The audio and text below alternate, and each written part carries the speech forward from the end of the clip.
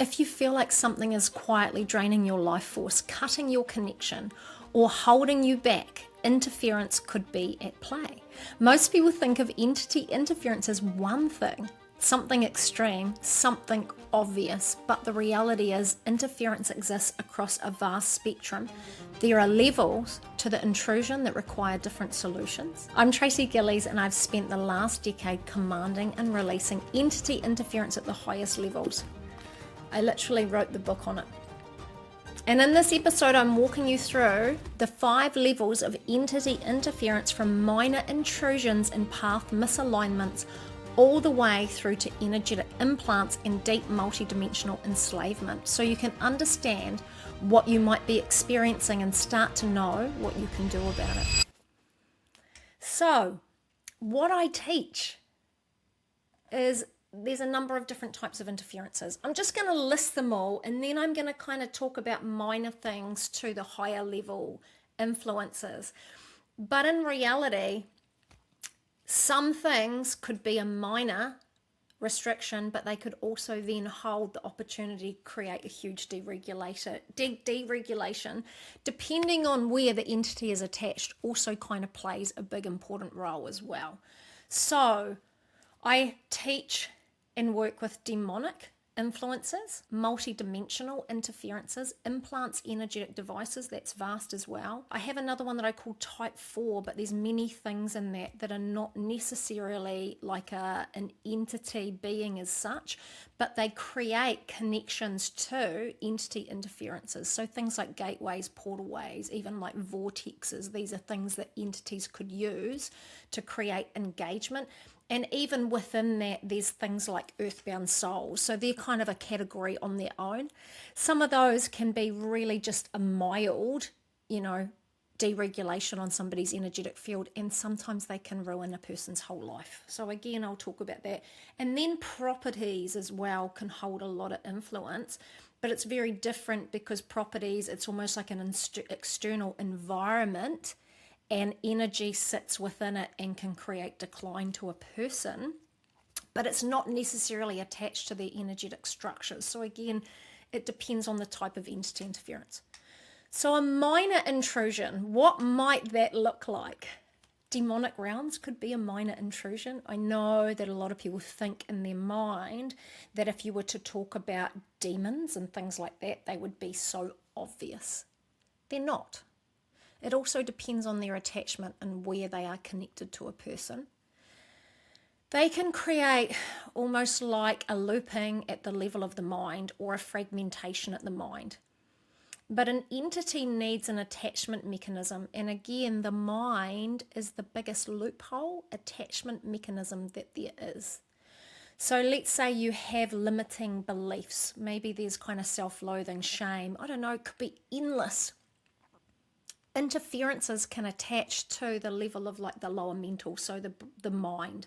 Thought forums, you might have the same kind of thought about yourself, and again, that can hold influence from entity enslavement, but it's more like just this kind of like a deregulation at the level of mind, that you just kind of have the same kind of thoughts that are being influenced. Again, mental narration can be influenced, again, that can be minor or extreme.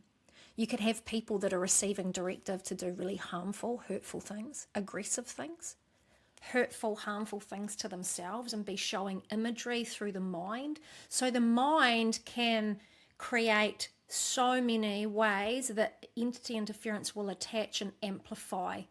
So demonic realms are generally, like when you're talking about multidimensional makes demonic look like a walk in the park. Demonic's really easy. There's almost like set rules of engagement with demonic. They're not sentient beings, so it's like they don't have this master plan. I know that might sound silly. They don't have their own agenda. They just feed off suffering, right? Decline, and they engage with the person's structures, so it's an amplification of really what's already in place. In saying that, you could get a demonic influence that actually goes inside somebody's body, right? And that is possession. It is at the physical body level, so it's actually connected to them internally, and that could be hugely, hugely extreme. And that could look like something off the movies. Again, I deal with situations like this. It's classed as possession. So demonic has the opportunity to be a minor influence, and then it has the opportunity to be a really huge restriction for a person and create the hugest deregulation, even like a personality separation. Another minor influence would be something like implants and energetic devices. So there's lots of different types of names for them. But generally, a minor restriction, you can have a sort of device that it's called a booby trap, and you might be, every time you go to step into creation or manifestation for yourself or realigning, it almost activates and then creates a deregulation or a dark manifestation or a misalignment. So in the worlds of entity interference, it's more minor, but again, on a bigger scale of things, you think about someone's path and that being deregulated over and over and creating misalignments to success, to manifestation, to creation, it does have a huge effect. Gateways, portalways can hold a lot of influence with allowing more and more entity interference to come and go. So again, it would create more issues with huge amounts of entity interference, even though it's kind of classed as a minor restriction. Things like, I often will see gateways in the brain, and then that creates this deregulation to the neurological, right? The structures in the mind, in the brain, and that kind of creates, obviously, the re-regulation for the rest of the body. It's the master control for everything. So again, health can suffer and create a huge deregulation, especially if you've got a lot of these influences at a neurological kind of conductivity level. Gateways as well, I often see it where people have gone and looked for spiritual expansion in the wrong places, or even gratification, like they might be doing drugs or alcohol, and it will open a gateway in their mind through their amygdala. So it's like they've got a cross in their amygdala from, seeking out gratification, because that's what the amygdala is designed to do. It either keeps us safe or it looks for gratification and reward. So it's like they cross it because they're looking for this up-leveling or this re-regulation in somewhere dangerous that's full of entity interference. And again, a gateway that remains open creates more and more deregulation over time, with more entity interferences being able to access it. So you could also have something like a transmitter. Transmitter will have you almost like your position being transmitted, and you might be on like almost like a watch list for entity involvement. So let's say a lot of healers, especially if they've got a lot of potential with light capabilities, they often will have a lot of implants to create deregulation. They'll often have a lot of implants with transmitters and devices to stop them or to kind of track them and monitor them. And then that is another thing that will create more and more entity interference coming in. So again, I class those as minor, but they have the opportunity to create a huge deregulation. I did talk about type 4. Type 4, it's a whole big list. There's many, many different things. Things like black lights. So in manifestation, the more intentions that we set, we get white lights because we're setting intentions to, manifest and create. And then the more that we set for ourselves, we will attract blue lights, which are multidimensional beings that uphold and amplify our intentions. So if somebody is a powerful at manifesting, they will often have a lot of those blue lights, and if they're aligned, fantastic, they can then create.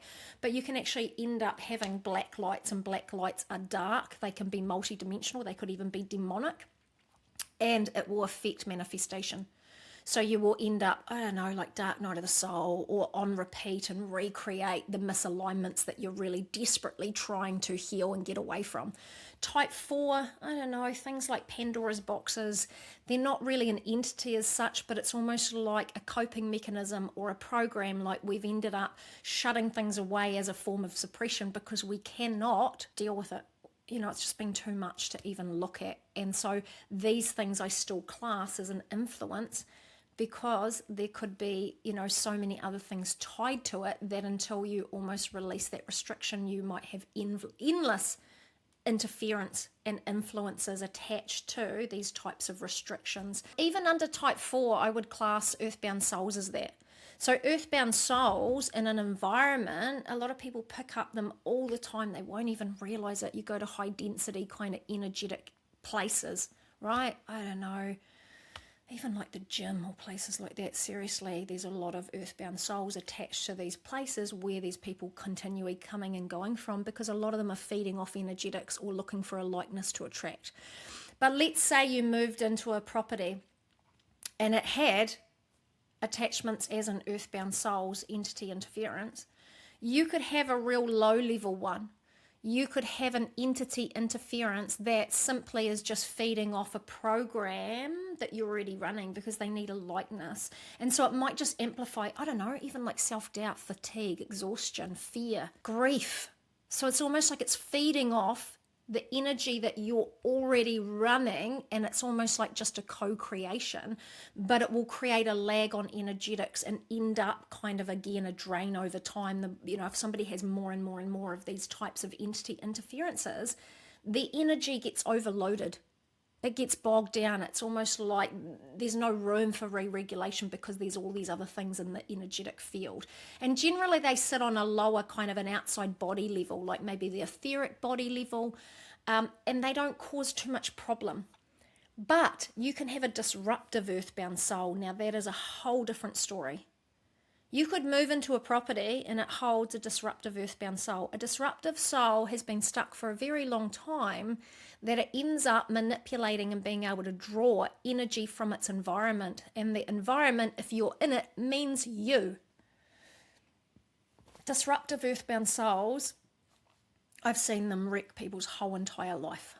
Create huge deregulation to health, to wealth, to happiness. Ruin relationships, create this engagement of this kind of turmoil environment.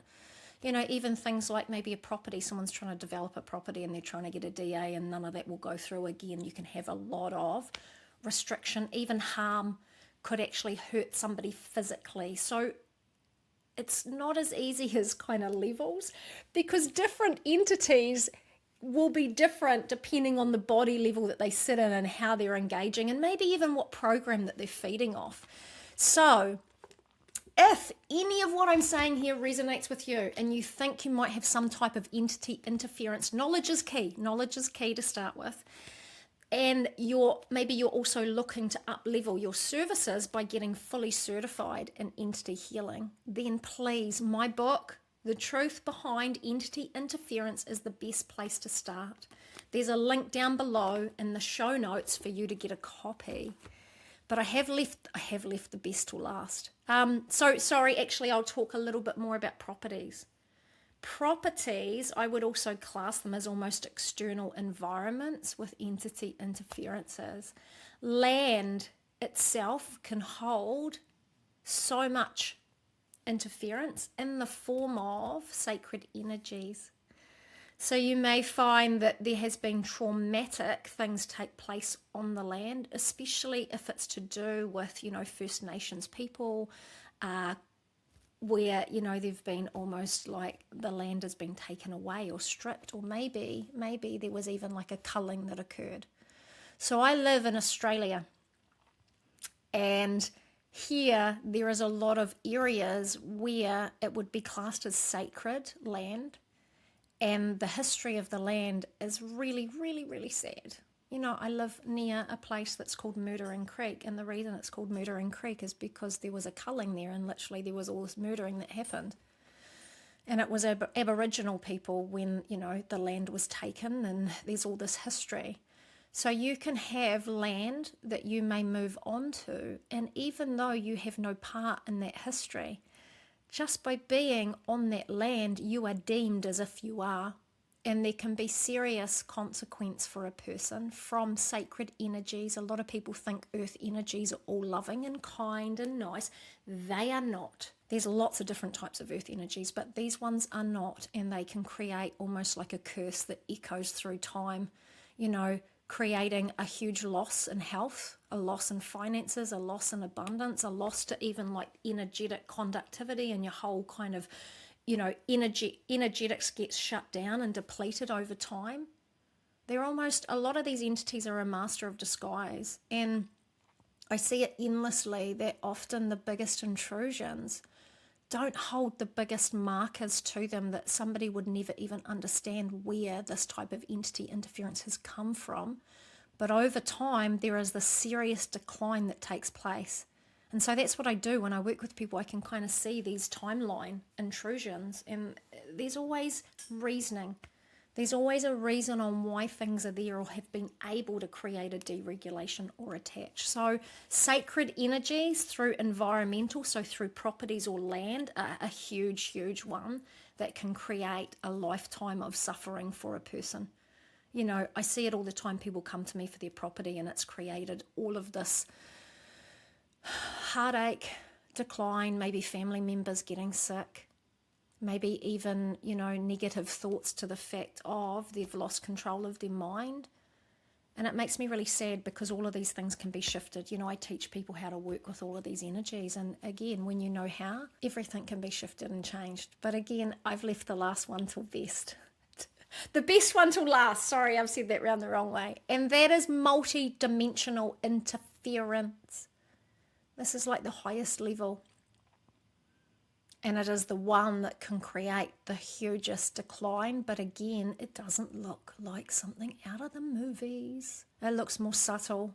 And multidimensional cuts into a person's 10th dimensional aspect. That's why it makes it near impossible to find. If you don't have a person, or as a healer, you're working with energy and you can't work at these high multidimensional levels, dimensions go up into the hundreds and hundreds. It won't even be on your radar, and you will be endlessly working in the weeds of healing. So multidimensional accesses a person's connection and severs it or creates a disconnect, maybe not fully severing. There's a few different types. So a lot of people talk about dark night of the soul. That will really just be a slight disconnection.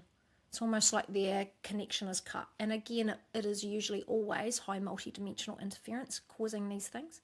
Maybe a lot of people will talk about their intuition and they can, you know, they hear endlessly for other people, so they're really good at healing, but when it comes to their own, they can't receive this feedback. That is generally high multidimensional interference. But the biggest one would be suspended animation. And this is when somebody is locked out of their soul connection. It's almost like, if you could view it, it's like your soul is in chains and enslaved by this high multidimensional force. The reason why entities at this higher level, multidimensional, enslave, is they will claim we're like a food source or an energetic source, right? They siphon energetics, but they also claim unclaimed gifts. So often a lot of people that work in the realms of energy have a lot of potential or power. It's like you don't even own yourself anymore or own your gifts. And even these types of influences are heavily seen through even true narcissistic relationships. And a lot of people will endlessly spend their time healing in the weeds of their life and the faces that present in their life, but they haven't even factored in the high multidimensional interference. Even things like the greys, which are aliens, again, you know, a lot of people's stories of abduction is actually correct. They can not manipulate, but they do awful things to the physical, putting in implants and devices and different things like that. But again, the biggest thing is somebody is not in charge of their own sovereign domain. What does that mean? It means sovereignty is the right to enact our destiny without interference. And they are not in charge. It's like they're not their own gatekeeper, so we need to be the gatekeeper for our energetics.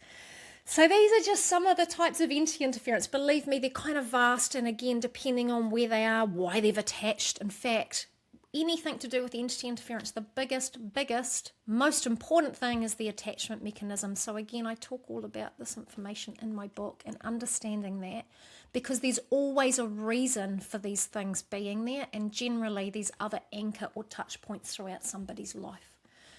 So if you've liked this episode, please subscribe or follow. And if you've got any questions, drop them in the comments below, and I'll see you in the next episode.